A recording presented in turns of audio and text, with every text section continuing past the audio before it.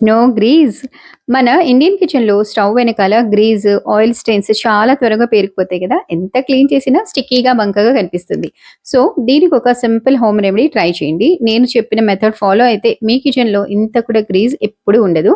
Hot వాటర్‌లో dish liquid, baking soda వేసేసి, బాగా మిక్స్ చేసేసి, స్ప్రే బాటిల్‌లో ఫిల్ చేసి, కుకింగ్ చేయబోయే ముందు స్టవ్ వెనకాల కిటికీ ఉంటే కిటికీ మీద, లేదా టైల్స్ ఉంటే దాని మీద, లేదా పక్కనే కబోర్డ్స్ ఉంటే వాటి మీద ఇలా స్ప్రే చేసేసి వదిలేయండి. ఇక మీ కుకింగ్ నార్మల్‌గా స్టార్ట్ చేసేయండి. కుకింగ్ అయ్యాక కుకింగ్ చేసేటప్పుడు మాత్రం ఆ వేడికి గ్రీజ్, ఆయిల్ అంతా కూడా లూజన్ అప్ అవుతుంది.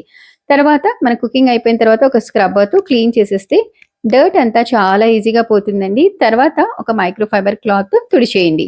చూసారా? పేరుకుపోయిన గ్రీజ్ చాలా ఈజీగా లూజన్ అయ్యి క్లీన్ అవుతుందనమాట. స్టవ్ వెనక మాత్రమే కాదు, కిచెన్‌లో ఉండే గ్రీజీ సర్ఫేసెస్‌కి ఈ మెథడ్ చాలా useful. Simple, budget friendly and effective cleaning అనమాట. ఈ స్క్రబ్బర్ చాలా జిడ్డుగా అయిపోయింది చూసారా? ఇక ఈ స్క్రబ్బర్ గానీ, క్లీనింగ్ చేసిన క్లాత్ గానీ పడేయండి.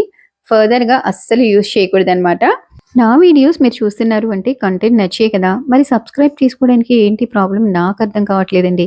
ఇంకా మంచి కంటెంట్ తీసుకురావాలి అంటే మీరు సబ్స్క్రైబ్ చేస్తేనే కదా నేను మోటివేట్ అవ్వగలను. ఎనీవే ఇలాంటి మరిన్ని ఐడియాస్ తెలుసుకోవాలి అంటే ఛానెల్‌ని సబ్స్క్రైబ్ చేసి ఇన్‌స్టా పేజ్ కూడా ఫాలో అవ్వండి. ఇన్‌స్టా ఐడీ ఛానెల్ బయోలో ఉంది.